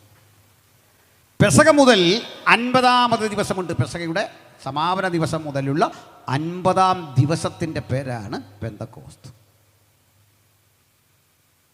അന്ന് നാട്ടിലൊരു സവിശേഷതയുണ്ട്. ദൂരത്തൊക്കെ ജോലിക്ക് പോയ മനുഷ്യർ, യഹൂദന്മാർ, ഈ പെസഹ ആചരിക്കാൻ യെരുശലേമിൽ വരും. പെസഹ ആചരിക്കാൻ വരുന്ന ആളുകളെ ബന്ധുക്കളുടെ വീടുകളിൽ അവർ കൈക്കൊള്ളും. 1-2 ദിവസമല്ല, 50 ദിവസം നമുക്കൊക്കെ അത് ഓർക്കാനേ പറ്റുന്നില്ല. ബന്ധുക്കൾ 50 ദിവസം വീട്ടിൽ വന്ന് താമസിക്കുക എന്ന് പറഞ്ഞല്ലേ. പക്ഷെ അവർക്ക് വലിയ സന്തോഷമാണ്. ഇങ്ങോട്ട് വാ എന്ന് പറഞ്ഞ് വിളിക്കും. കാരണം അവർക്ക് അനുഗ്രഹമാണെന്ന് കരുതി അങ്ങനെ പാർപ്പിക്കും. അവരും വന്നവരും ഒക്കെ പണം ചിലവഴിച്ച് ആഘോഷം 50 ദിവസം. ഈ 50-ാം ദിവസം അതുകൊണ്ട് തന്നെ പലയിടങ്ങളിൽ ചിതറിപ്പോയ ജൂതന്മാർ, ജോലിക്ക് പോയവർ, അടിമകളാക്കപ്പെട്ടവർ, അന്നത്തെ സാംസ്കാരിക സ്ഥിതി അനുസരിച്ച് പലയിടങ്ങളിൽ പോയ മനുഷ്യർ എല്ലാം കൂടെ ഒത്തുകൂടുമ്പോൾ വലിയ വലിയ വീടുകൾ വേണം. ആ കൂടെ ഒരു വീടാണ് യെറുസലേമിൻ്റെ ആ ഹൃദയഭാഗത്തുള്ള മാർക്കോസിൻ്റെ വീടെന്നറിയപ്പെടുന്നൊരു സ്ഥലം. ആ വീട് വലുതാണ്. മാർക്കോസ് ഒരു സമ്പന്നനാണ്. മാർക്കോസിൻ്റെതാണ് ഗസ്സമന എന്നറിയപ്പെടുന്ന തോട്ടം. മാർക്കോസിൻ്റെ കുടുംബത്തിൻ്റെയാണ്. 120 പേർക്കൊക്കെ വരാം, ഏത് സമയത്തും ഭക്ഷണം കഴിക്കാം. ഇങ്ങനെയുള്ള വലിയ സൗകര്യമുള്ളൊരു വീട്. ആ വീട്ടിൽ പെസകയാചരണമൊക്കെ കഴിഞ്ഞ് 50-ാം ദിവസം ഒത്തുകൂട്ടിയ മനുഷ്യർ പ്രാർത്ഥിച്ചു കൊണ്ടിരിക്കുമ്പോൾ ആ പ്രാർത്ഥനയുടെ ശക്തിയിൽ അവർക്കൊരു പുത്തൻ അനുഭവം ഇവിടെ രേഖപ്പെടുത്തി വെച്ചിരിക്കുക. അഗ്നിജാല പോലെ പിളർന്നിരിക്കുന്ന നാവുകൾ അവർക്ക് പ്രത്യക്ഷമായി. വീണ്ടും കണ്ടു, കൊടിയ മുഴക്കം പോലൊരു മഹാശബ്ദം അവിടെ വ്യാപരിച്ചു. ആ മുഴക്കവും ശബ്ദവുമൊക്കെ യാഥാർത്ഥ്യമാകുമ്പോഴേക്കും ഈ നാവുകൾ വന്ന് ഇവരിൽ ഓരോരുത്തരുടെ മീതെ പതിഞ്ഞു. അവർ സ്ഥലകാല ബോധം മറന്ന് ഒരു പുത്തൻ ആത്മാനുഭൂതിയിലൂടെ സഞ്ചരിച്ച് ആ നാവിൻ്റെ ഉള്ളിൽ തങ്ങി നിന്ന വാക്കുകൾ തുടരെ പറഞ്ഞപ്പോൾ കേട്ടു നിൽക്കുന്ന ആളുകൾക്ക് അതെന്തൊക്കെയോ അപര്യാപ്തതയുടെ ശബ്ദമായി തോന്നി ചിലർക്ക്. ഈ ശബ്ദവും ബഹളവും എന്തെന്നറിയാൻ ആളുകൾ ഓടി വന്നവരിൽ 18 ഭാഷക്കാരുണ്ടായിരുന്നു. അറബി സംസാരിക്കുന്ന, എബ്രായ സംസാരിക്കുന്ന, ഗ്രീക്ക് സംസാരിക്കുന്ന, മറ്റ് പ്രാകൃതങ്ങളും പരിഷ്കൃതങ്ങളുമായ ഭാഷകൾ സംസാരിക്കുന്ന ആളുകൾ ഈ കൂടെ വന്നു. അവരൊരു കാര്യം മനസ്സിലാക്കി. ഗലീലിയ എന്നറിയപ്പെടുന്ന അപരിഷ്കൃതമായൊരു ഗ്രാമത്തിലെ 11ഓളം വരുന്ന യേശുവിൻ്റെ ശിഷ്യന്മാരും അവരുടെ പഠിപ്പിക്കൽ കേട്ടുവന്ന 120-ലധികം വരുന്നൊരു ജനതയും ഇതാ യാതൊരു പഠിപ്പും വിവേകവുമില്ലാത്ത അതിസാധാരണക്കാരായ മനുഷ്യരും ഒത്തുകൂടിയിരുന്ന് പ്രാർത്ഥിക്കുമ്പോൾ ഇവിടെ ഒരു വലിയ പ്രവൃത്തി ചെയ്യുക. നാം ഓരോരുത്തരും ജനിച്ചു വളർന്ന നമ്മുടെ ഭാഷകളിൽ ഇവർ ദൈവത്തിൻ്റെ വൻകാര്യങ്ങൾ സംസാരിക്കുന്നു. സുഹൃത്തെ, ദൈവത്തിൻ്റെ വൻകാര്യങ്ങൾ ദൈവികമായൊരു ഭാഷയിൽ സകലർക്കും മനസ്സിലാകുന്ന വിധത്തിൽ അവർ സംസാരിച്ച് ദൈവത്തിന് മഹത്വം കൊടുക്കുന്നു എന്ന് ചിലർക്ക് മനസ്സിലാകാത്തവരും ഉണ്ടായിരുന്നു. മനസ്സിലാകാത്തവർ പറഞ്ഞു, മദ്യപിച്ചിട്ട ഈ ബഹളമല്ല കേട്ടോ. അവന് മറുപടിയും കൊടുത്തു. അതാ ക്രൈസ്തവ സഭയുടെ ആദ്യത്തെ പ്രസംഗം ഒരു ഖണ്ഡന പ്രസംഗമാണ്. സഭ ആരംഭിച്ച് ധന്യനായ പത്രോസ് ആദ്യം പ്രസംഗിക്കുകയാണ്. പന്തിരുവരോടുകൂടെ എഴുന്നേറ്റ് നിന്നിട്ട് പറയുക, സഹോദരന്മാരായ പുരുഷന്മാരെ, സുഹൃത്തുക്കളെ, നിങ്ങൾ വിചാരിക്കുന്ന പോലെ ഇവർ വീഞ്ഞു കുടിച്ചവരല്ല. ഇതൊരു പ്രവചന നിവൃത്തിയാണ്. അന്ത്യകാലത്ത് സകല ജഡത്തിന്മേലും ഞാൻ എൻ്റെ ആത്മാവിനെ പകരും. മഹാദൈവത്തെ വിശുദ്ധ ബൈബിൾ വിളിക്കുന്നത് പിതാവ്, പുത്രൻ, പരിശുദ്ധാത്മാവ്. എന്താണ് ദൈവത്തെക്കുറിച്ചുള്ള ക്രൈസ്തവികതയുടെ കാഴ്ചപ്പാട്? പിതാവില്ലാതിരുന്ന കാലമില്ല, ഇല്ലാതിരിക്കുന്ന കാലമില്ല. പുത്രൻ ഇല്ലാതിരുന്ന കാലമില്ല, ഇല്ലാതിരിക്കുന്ന കാലമില്ല. പരിശുദ്ധാത്മാവ് ഇല്ലാതിരുന്ന കാലമില്ല, ഇല്ലാതിരിക്കുന്ന കാലമില്ല. അതുകൊണ്ട് മനുഷ്യരാരും കണ്ടിട്ടില്ലാത്തവൻ, കാണാൻ കഴിയാത്തവൻ, അടുത്തുകൂടാത്ത വെളിച്ചത്തിൽ വസിക്കുന്നവൻ, ഉന്നതൻ, ഉയർന്നിരിക്കുന്നവൻ, ശാശ്വതവാസി, സർവജ്ഞാനി, സർവവ്യാപി, അതാണ് ദൈവം. ഈ ദൈവത്തിന് മറ്റു ചില ഘടകങ്ങൾ കൂടിയുണ്ട്. ദൈവം സ്ഥലം, കാലം, ഭാഷ, ഊർജം, ടൈം, സ്പേസ്, മാറ്റർ, എനർജി, ഇതിനൊന്നും വിധേയപ്പെടുന്നവനല്ല. മനസ്സിലായോ? ദൈവത്തിന് ബാധകമല്ലെന്ന്. സമയം ബാധകമല്ല. 1000 സംവത്സരം നിന്റെ ദൃഷ്ടിയിൽ ഇന്നലെ കഴിഞ്ഞുപോയ ഒരു ദിവസം പോലെയും രാത്രിയിലെ ഒരു യാമം പോലെയും മാത്രം ഇരിക്കുന്നു. ദൈവത്തിന് സമയം എന്നൊരു വിഷയമില്ല. പാട്ട് പാടുന്ന കക്ഷി പണ്ടേ അറിയാവുന്ന പാർട്ടിയാണ്. അങ്ങേരെന്നെ കണ്ടിട്ട് പറയുകയാണെന്ന്. പക്ഷേ അന്ന് കണ്ടതിലൊക്കെ ക്ഷീണിച്ചു പോയില്ല. എന്തു പറ്റി? നമ്മൾ ക്ഷീണിച്ചു എന്നൊക്കെ പറയുമ്പോൾ നമുക്കൊരു വിഷമം വരും. അങ്ങനെ അറിയല്ലേ? സ്ത്രീകളൊക്കെ എന്നെന്താ പറയുന്നറിയാം, ക്ഷീണിച്ചു പോയാൽ പറയും എൻ്റെ ചെറുപ്പത്തിൽ എന്നെ ഒന്ന് കാണണമായിരുന്നു. പിന്നെ എന്തൊരു അത്യാവശ്യം, ഇങ്ങനെ ചെറുപ്പത്തിൽ വന്ന് കണ്ടിട്ട് എന്താ കാണിക്കാൻ? എന്ത് ധൈര്യത്തിൽ ഇത് പറയുന്നറിയാം? മനുഷ്യർക്ക് പറ്റുമോ ചെറുപ്പത്തിൽ പോയി അവരെ കാണാൻ? സാധിക്കുകയില്ല. സ്ത്രീകൾ അങ്ങനെയാണ്. എന്നോട് ഇങ്ങനെ പറയാണ്, ആകെ ക്ഷീണിച്ചല്ലോ എന്ന് പറയുമ്പോൾ നമ്മുടെ ആ വിഷമം മാറാനൊരു വഴിയുണ്ട്. തിരിച്ചങ്ങേരെയും കൂടെ ഒന്ന് നോക്കിയാൽ മതി. 10 കൊല്ലം മുമ്പ് കണ്ട കൂട്ടുകാരൻ നമ്മളെ കണ്ടിട്ട് ഇയാൾ ക്ഷീണിച്ചുല്ലോ, താല നരച്ചല്ലോ എന്നൊക്കെ പറയുമ്പോൾ മാറണ ഒരു വഴിയുണ്ട്. കാരണം അവനും ക്ഷീണിച്ചു. കാരണം കാലം ആക്രമിച്ചു, തല നരച്ചു, കണ്ണു കുഴിഞ്ഞു, ബലം നഷ്ടപ്പെട്ടു. ദൈവം ഇങ്ങനെ ആവുമോ? നമ്മൾ വിളിച്ച് പ്രാർത്ഥിക്കുമ്പോൾ ആരാ കുഞ്ഞേ മറന്നുപോയല്ലോ? ദൈവം ചോദിക്കോ? ദൈവത്തിന് കാലം ബാധകമല്ല, പ്രായം ബാധിക്കില്ല. ദൈവത്തെ വിളിച്ച് പ്രാർത്ഥിക്കുമ്പോൾ കുഞ്ഞെ ഞാനിപ്പോഴേ കണ്ണൂരാ, അടുത്ത ആഴ്ച അങ്ങോട്ട് വരുന്നുണ്ട്, നിന്നെ ഒന്ന് കാണാൻ നോക്കാം. ഞാൻ പഴയ പോലൊന്നും വയ്യ. ദൈവം ഇങ്ങനെയാണോ? അല്ല. ചില ആൾ കണ്ട പ്രായമൊന്നും ആയില്ല തന്നെ പ്രായമായൊരു പ്രതി, അയ്യടാ ഇവിടെ ഒരു വെട്ടൽ. ചുമ്മാ പറയുന്ന, പകുതി രോഗവും ചുമ്മാ പറയുന്ന. ഞാൻ മനസ്സിലാക്കി ഈ സഹോദരിമാർക്കൊക്കെ രോഗമെന്ന് പറയുമ്പോൾ ക്ഷമിക്കണം, പകുതിയും ചുമ്മാ പറയുന്ന രോഗങ്ങളാണ്. അതിലൊരു കാര്യം കൂടെ പറയാം. ബൈബിൾ പഠിച്ചാൽ 5 അപ്പം 5000 കൊടുത്തു നഗർത്താം അല്ലേ? പുരുഷന്മാരെ എണ്ണം 5000. അങ്ങനല്ലേ? അങ്ങനെ എഴുതിയേക്കുന്നത് കണ്ടോ? പുരുഷന്മാർ കഴിച്ച കണക്കേ ബൈബിളിലുള്ളൂ. സ്ത്രീകളുടെ കണക്കെന്നാ എഴുതാഞ്ഞെന്നറിയാമോ? കണക്കില്ലാതെ കഴിക്കും ചിലതാ. കണക്കില്ലാതെ കഴിച്ചു കഴിഞ്ഞാൽ ലാസ്റ്റ് നമ്മുടെ അടുത്തൊരു ചോദ്യം വെച്ചാൽ നിങ്ങളെനിക്കിവിടെ എന്താ ഉണ്ടാക്കി തരുന്നത് അല്ലേ? പാസക്കൊന്നൊരു തല കുലുക്കാൻ പോലുള്ള ധൈര്യമില്ല. തല കുലുക്കി ശരിയാണെന്നൊന്ന് പറയണമെന്നുണ്ട്. പുള്ളിക്കാരി ഇവിടെ കണ്ടുണ്ട്, പിന്നെ അതിൻ്റെ ബാക്കിയായിരുന്നു കൊണ്ട് പോട്ടെ. അച്ഛാ തലയൊന്നും കുലുക്കണ്ട അവിടെ ഇരുന്ന്. ചുരുക്കി പറഞ്ഞാൽ പ്രായം നമ്മളെല്ലാം ബാധിക്കും. ദൈവത്തെ പ്രായം ബാധിക്കുമോ? ഇല്ല. സ്ഥലം ബാധിക്കുമോ? എനർജി. പ്രായം ഒത്തിരി ആയതുകൊണ്ട് നല്ല തണുപ്പത്ത് ദൈവത്തിൻ്റെ പ്രവർത്തിക്കണേ കമ്പിളി വേണം. ഹൈ റേഞ്ചിലൊക്കെ ചെന്നാൽ ഞാനും ഹൈ റേഞ്ചുകാരനാണ് കേട്ടോ. അതേ ഹൈ റേഞ്ചുകാരനാണ്. ഏലപ്പാറ എൻ്റെ വീട്, ശരിക്കും ജനിച്ച സ്ഥലം. ചുരുക്കി പറഞ്ഞാൽ തണുപ്പ്, നല്ല തണുപ്പത്ത് കമ്പിളി വേണം. ദൈവം പറയോ എടോ വർഷം എത്രയായി ഞാൻ ഭയങ്കര തണുപ്പാണ്, AC ഇട് ചൂടാന്ന് പറയോ? ഇല്ല.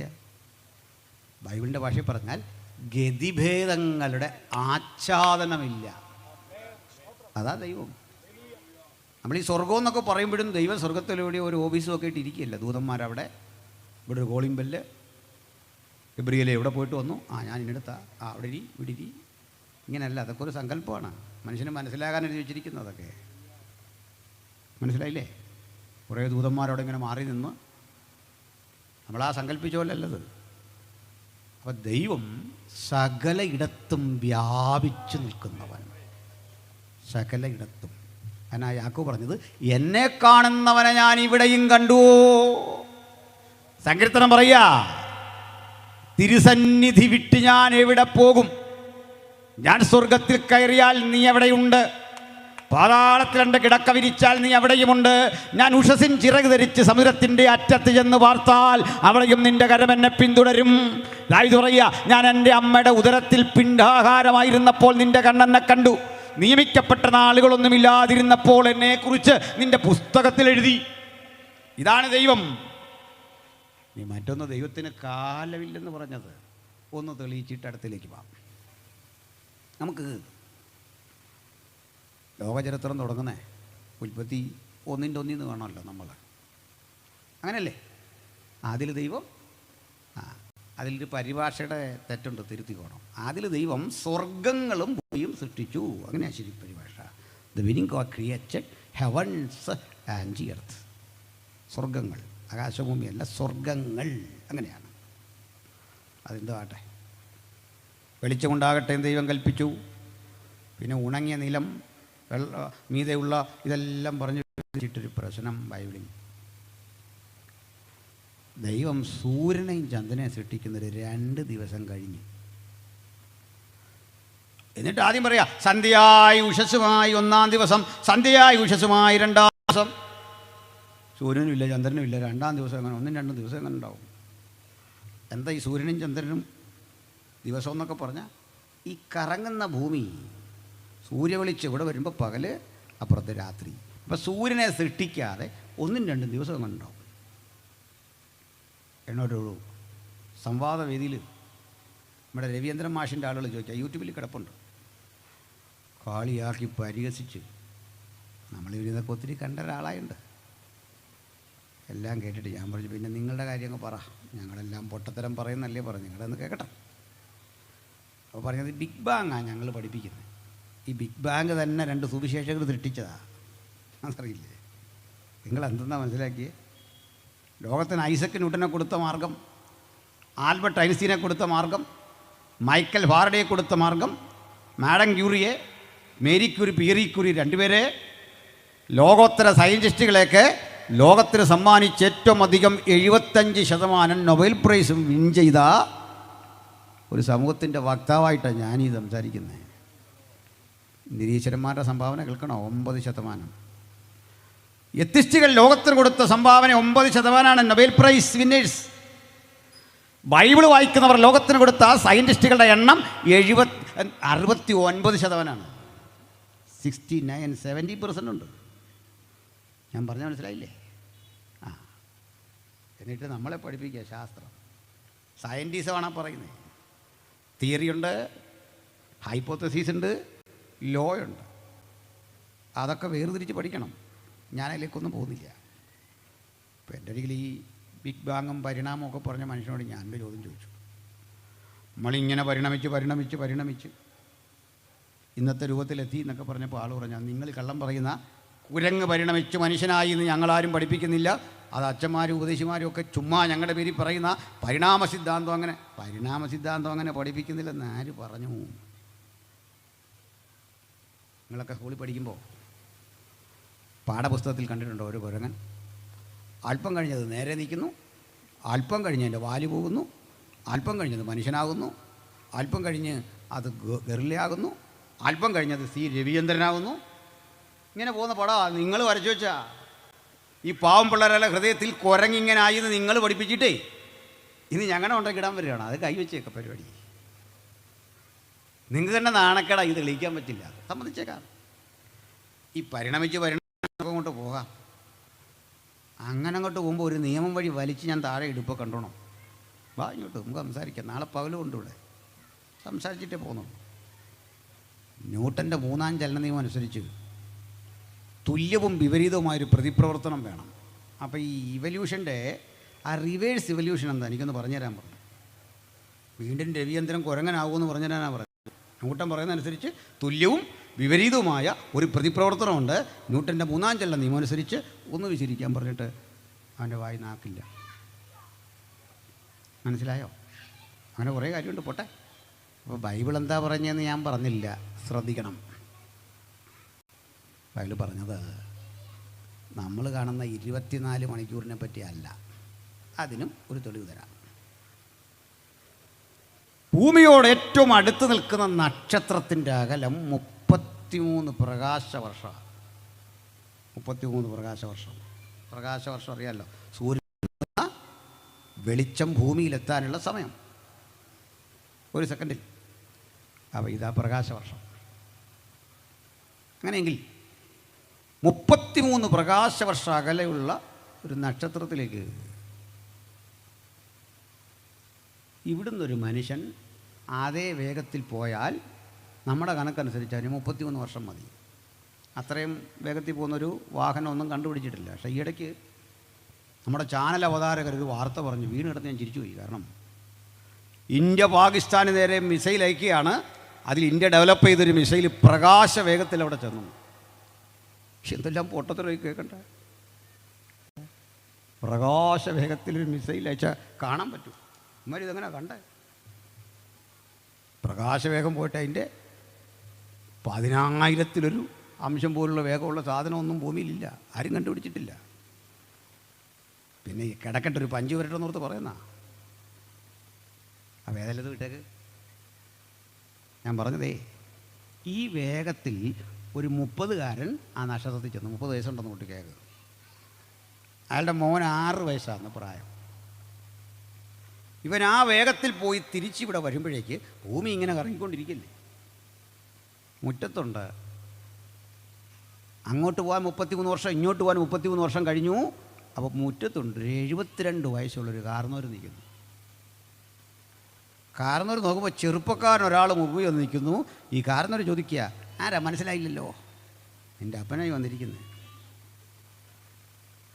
കാരണം എന്താ? ഇവിടെ 33 66 വർഷം കഴിഞ്ഞിട്ടും വേഗത കാരണം പ്രായം ഇയാളെ ബാധിച്ചില്ലെന്ന്. അപ്പോൾ കിട്ടിയ ഞാൻ സങ്കല്പം പറഞ്ഞേ. എൻ്റെ അർത്ഥം എന്താ? ദൈവം ഇതുപോലെയാണ്. സ്ഥലം, കാലം, പദാർത്ഥം, എനർജി ഇതൊന്നും ബാധിക്കില്ല. അതാ സത്യം.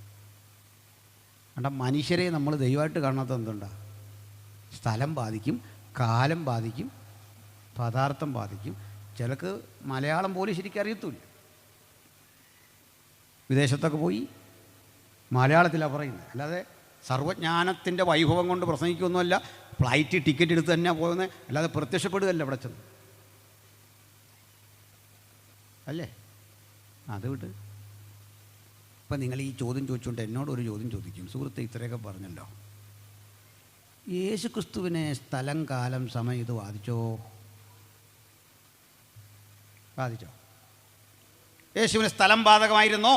കാലം ബാധകമായിരുന്നോ? പദാർത്ഥം ബാധകമായിരുന്നോ? എനർജി ബാധകമായിരുന്നോ? അല്ലെന്നാണ് പറയുന്നത്. പിന്നെ ഈ 33 വയസ്സെന്ന് പറഞ്ഞാൽ എന്താ? 12 വയസ്സുള്ളപ്പോൾ ശാസ്ത്രിമാരോട് സമ്പാദിച്ചു അല്ലേ? ബാധിച്ചില്ലേ? ബാധിച്ചു. സ്ഥലം ബാധിച്ചോ? ബാധിച്ചു. കാരണം എന്താ? അവൻ പാലസ്തീനിയ വിട്ടുപോയില്ല. ബാധിച്ചില്ലേ? പിന്നെ പദാർത്ഥം, എനർജിയൊക്കെ ബാധിച്ചു. ക്രൂശിച്ചു, കരഞ്ഞു, വിശന്നു. അപ്പോൾ യേശു ക്രിസ്തു ദൈവമാകുമോ? ഈ തിയറി അനുസരിച്ചാകത്തില്ല. ക്രൈസ്തവരായ നമ്മുടെ വിശ്വാസം എന്താ? അവിടുന്ന് സമ്പൂർണ്ണ ദൈവം. അതെങ്ങനെ ഒക്കും? ഇവൻ കൂടി ചാലിയാകണ്ടേ? കാര്യം ചേർന്ന് വരണ്ടേ? ഇപ്പം പറയാ, സ്ഥലം, കാലം, പദാർത്ഥം, എനർജി ഇതൊന്നും ബാധകമാകേണ്ടതില്ലാത്ത ദൈവം, ഇവയൊന്നും ആപ്ലിക്കബിൾ ആകേണ്ടതില്ലാത്ത ആ ഒമ്നിപ്രസൻസായ, ഒമ്നിസെൻസായ, സകലത്തിനും കാരണഭൂതനായ ദൈവം സ്ഥലത്തിനും കാലത്തിനും ആ പദാർത്ഥത്തിനും എനർജിക്കും വിധേയനായതിൻ്റെ പേരാണ് യേശു ക്രിസ്തു. എന്ന് വച്ചാൽ അവിടുന്ന് ദൈവരൂപത്തിലിരിക്കെ ദൈവത്തോടുള്ള സമത്വം മുറുകെ പിടിക്കണമെന്ന് വിചാരിക്കാതെ ദാസ്യരൂപമെടുത്തു. വേഷത്തിൽ മനുഷ്യനായി വിളങ്ങി മനുഷ്യരാശിയുടെ പാപത്തിൻ്റെ പരിണിതഫലമായി. അതാണ് യേശു ക്രിസ്തു. ഇത്രയും മനസ്സിലായെങ്കിൽ പരിശുദ്ധാത്മാവ് യേശുക്രിസ്തു ബേതലഹേമിൽ ജഡത്തിൽ വെളിപ്പെട്ടെങ്കിൽ പരിശുദ്ധാത്മാവ് മനുഷ്യരായ നമ്മുടെ ജഡത്തിലേക്ക് ഇറങ്ങി വന്ന് പ്രവർത്തിച്ച പ്രക്രിയയാണ് അപ്പോസ്തല പ്രവൃത്തി 2. ബേതലഹേം ദൈവപുത്രൻ ജഡത്തിൽ വന്നു, ജഡമെടുത്തു. പെന്തക്കോസ്ത് നാളിൽ ദൈവപരിശുദ്ധാത്മാവ് ജഡമെടുക്കുകയല്ല, നമ്മുടെ ജഡത്തിൽ പ്രവേശനം ചെയ്ത് നിങ്ങൾ ദൈവത്തിൻ്റെ മന്ദിരമെന്നും ദൈവത്തിൻ്റെ ആത്മാവ് നിങ്ങളിൽ വസിക്കുകയും ചെയ്യുന്നു എന്ന ആ തത്വം യാഥാർത്ഥ്യമാക്കി.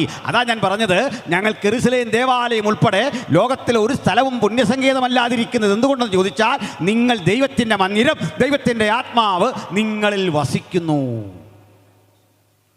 അതുകൊണ്ടാണ് അവർ ആത്മനിറവിൽ ദൈവത്തെ അങ്ങോട്ട് ആരാധിച്ചു. അവർ ശക്തിപ്പെട്ടു. അതെന്താ സംഭവിക്കുന്നത്? സഹോദരി പറയാം, അവർ കടന്നുപോയ ജീവിതത്തിൻ്റെ ദുരിതപൂർണമായ വഴികളിൽ അതിന് തൊട്ട് മുമ്പ് വരെ അവർ ധൈര്യമില്ലാത്ത സാധാരണ മനുഷ്യരായിരുന്നു. ഭയമാ. നേതൃത്വം വഹിച്ച പത്രോസിന് ഭയം. കൂടെ ഉണ്ടായിരുന്ന അരുമശിഷ്യൻ ഒറ്റിക്കൊടുത്തു. നിങ്ങൾക്കറിയണ്ടേ, ഇതുപോലെ തകർന്നടിയേണ്ട ഒരു മാർഗമില്ല. കാരണം യേശുവിൻ്റെ ശിഷ്യന്മാരാരും എഡ്യൂക്കേറ്റഡ് അല്ല, സമ്പന്നരല്ല, വിദ്യാസമ്പന്നരുമല്ല. അതിസാധാരണക്കാരായ ബേസൈദ കടയിലെ കടൽ വരമ്പത്തുള്ള കടൽ തീരത്തുള്ള മത്സ്യബന്ധന തൊഴിലാളികളെ, ആട്ടിടയന്മാരെ, ജനസാമാന്യങ്ങളെ, ചുങ്കം പിരിവുകാരെ, തൻ്റെ പ്രസംഗം കേൾക്കാൻ വന്ന ആയിരക്കണക്കിന് ആൾക്കാർക്കിടയിൽ നിന്ന് ഒരു 10-12 പേരെ അങ്ങോട്ട് തിരഞ്ഞെടുത്തു. അവരിൽ ആരും പ്രാപ്തരല്ല, അവരിൽ ആരും സമ്പന്നരല്ല, അവരിൽ ഒരാൾക്കും എന്ന് പറയാൻ ഒന്നുമില്ലാത്ത അതിസാധാരണക്കാർ. അവരുടെ നേതാവാകട്ടെ കിടന്നുറങ്ങാൻ, അന്തി ഉറങ്ങാൻ ഒരു സ്ഥലമില്ലാത്ത ജീവിത പരിസ്ഥിതിക്കുടമ. ഇങ്ങനെ ഒരു നേതാവിനൊപ്പം ആരെങ്കിലും അണിനിരക്കോ? പ്രിയപ്പെട്ടവരെ, ഞാൻ ഒന്നുകൂടി പോട്ടെ. നമ്മുടെ ഒരു പഞ്ചായത്ത് ഇലക്ഷനൊക്കെ കഴിഞ്ഞു. തദ്ദേശ സ്വയംഭരണ സ്ഥാപനത്തിലേക്കുള്ള തിരഞ്ഞെടുപ്പ്, ഇത് കോർപ്പറേഷനാണ് ഞാൻ മനസ്സിലാക്കുന്നു. ഈ കോർപ്പറേഷനിലെയും തദ്ദേശ മൊത്തത്തിലെ തിരഞ്ഞെടുപ്പിൽ ഈ കാൻഡിഡേറ്റ്സ് വന്ന് എന്തോ പറയുന്നത്, നിങ്ങൾക്ക് വെളിച്ചം, പവർ കട്ട് ഉണ്ടാവില്ല, വഴി, ഇങ്ങനെ കുറേ കാര്യങ്ങളാണ് പറയുന്നത്.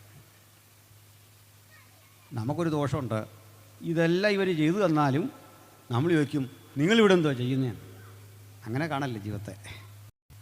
നമുക്കിതെല്ലാം വേണ്ടതാണ്. ഈ രാഷ്ട്രീയ കക്ഷികളും പ്രധാനമന്ത്രിയും മുഖ്യമന്ത്രിയും ഈ മുനിസിപ്പാലിറ്റി ഇതൊക്കെ വേണ്ടതാ, ഇല്ലെന്ന് ചിന്തിക്കരുത്. എൻ്റെ കാരണം അറിയണ്ടേ? പറയാം. ഇവിടെ ഒരു മുഖ്യമന്ത്രി ഇല്ല, നമുക്കൊരു പ്രധാനമന്ത്രി ഇല്ല, ഇവിടെ മുനിസിപ്പാലിറ്റി ഇല്ല, ഇവിടെ പോലീസ് ഇല്ലെന്നൊന്ന് സങ്കല്പിച്ചേ. നാട് ഭരിക്കുന്ന ഗുണ്ടകളായിരിക്കുന്നു. പിന്നെ യോഗം കഴിഞ്ഞ് വീട്ടിൽ പോകാനൊക്കത്തില്ല. മനസ്സിലായില്ലേ? ആര് ഭരിച്ചാൽ എന്താണെന്നൊക്കെ ചോദിക്കുന്നവരെ.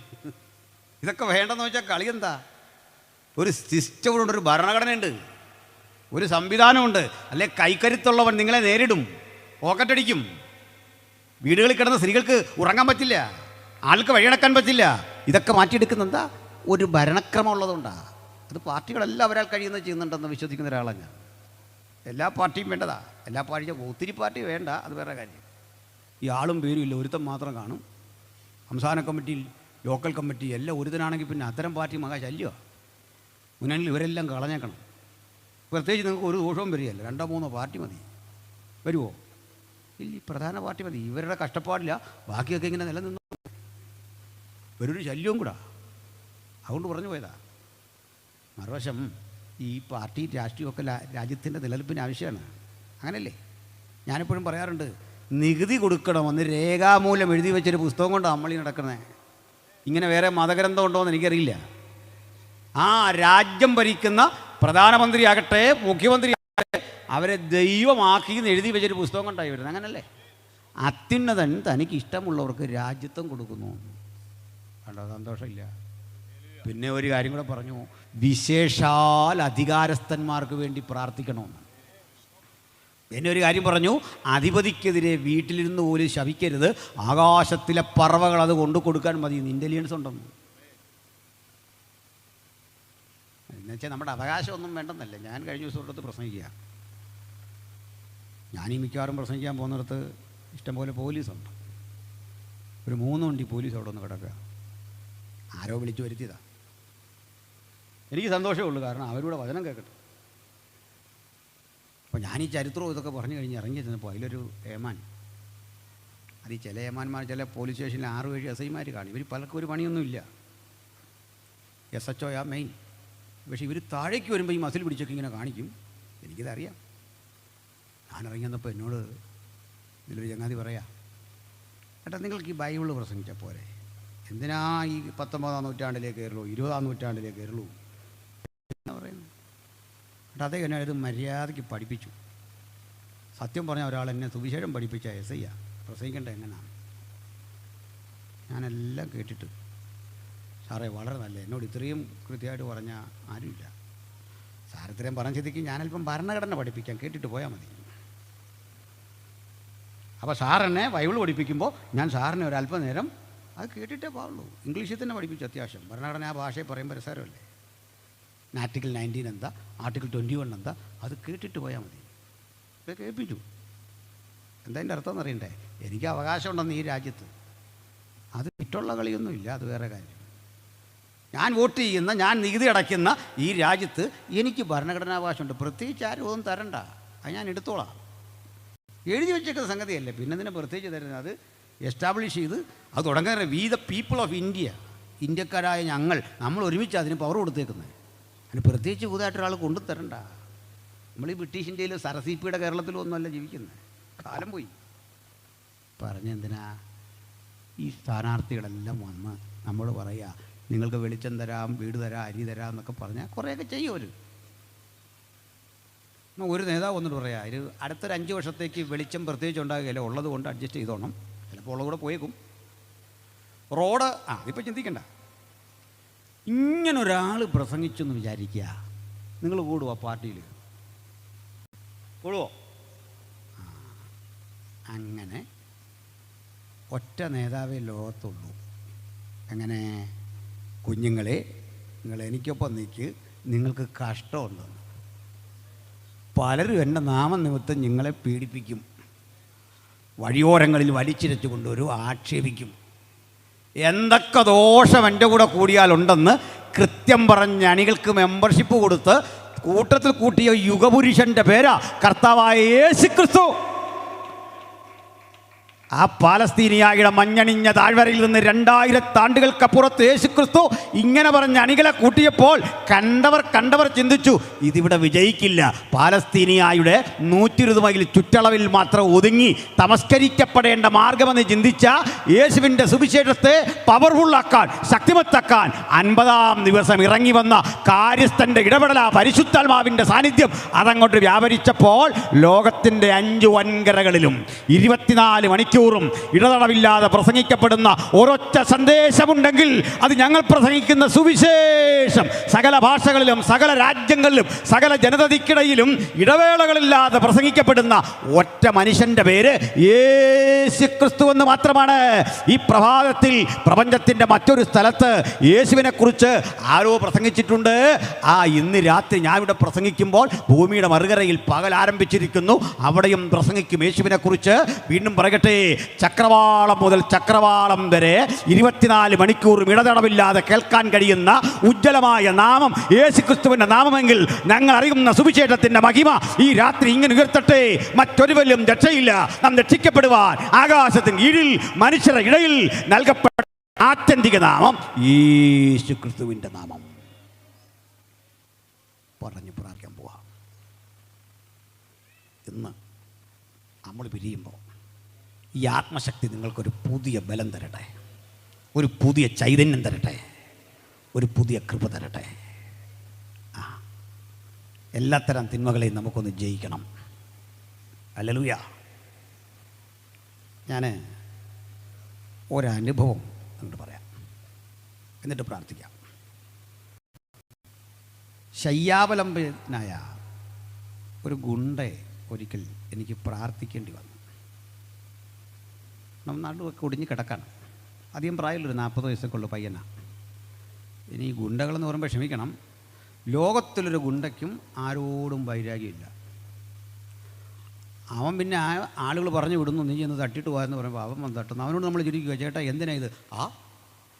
എന്നോടവൻ പറഞ്ഞു, അത്രേ ഉള്ളൂ, വേറെ പിണക്കൊന്നുമില്ല. അപ്പോൾ ഇയാളുടെ പ്രശ്നം എന്താണെന്നറിയണ്ടേ? വയ്യ കിടക്കുക, മരിച്ചു ആൾ. മരിച്ചപ്പോഴും ഞാനാ പോയി അടക്കിയത്. ആ സഹോദരി എന്നോട് പറഞ്ഞു, സാർ ആളെ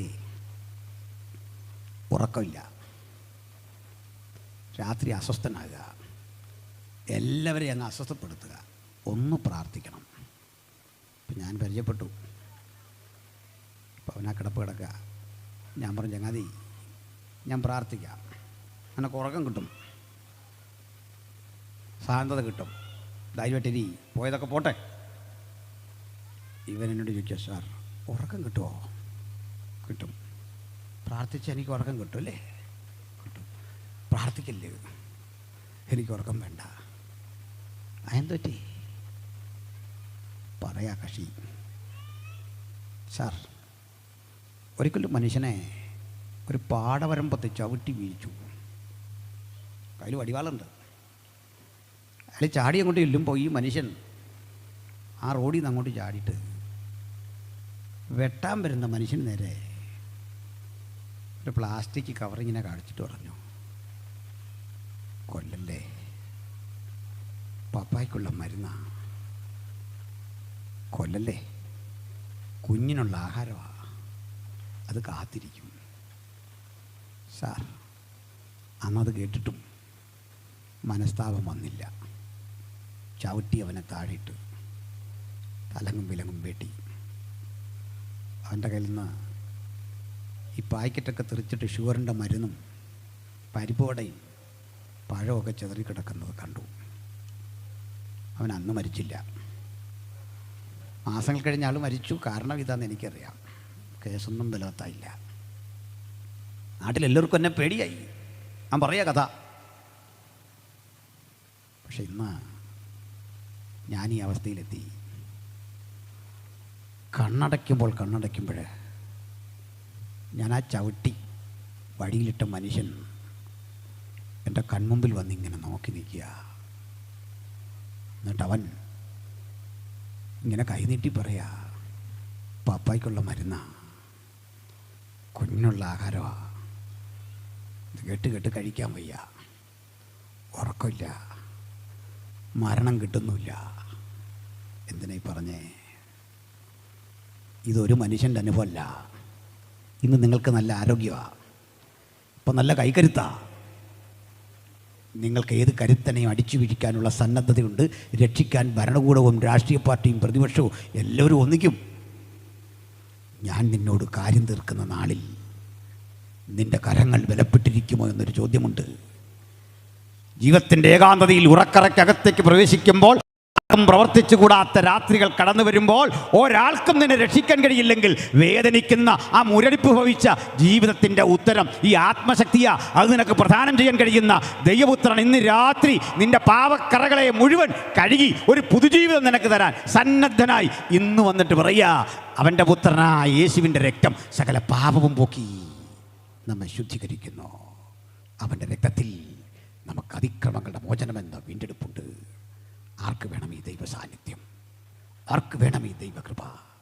ഈ 2 രാത്രിയിൽ ഈ ഗ്രാമം കേൾക്കേണ്ട ഈ സുവിശേഷം കേൾക്കുമ്പോൾ ഒന്നുറപ്പാക്കി പോകണം, ഇന്നാളിൽ നിന്റെ സമാധാനത്തിനുള്ളത് നീയും കരുതിയിരുന്നെങ്കിൽ നാളെ നമുക്കുള്ളതല്ല.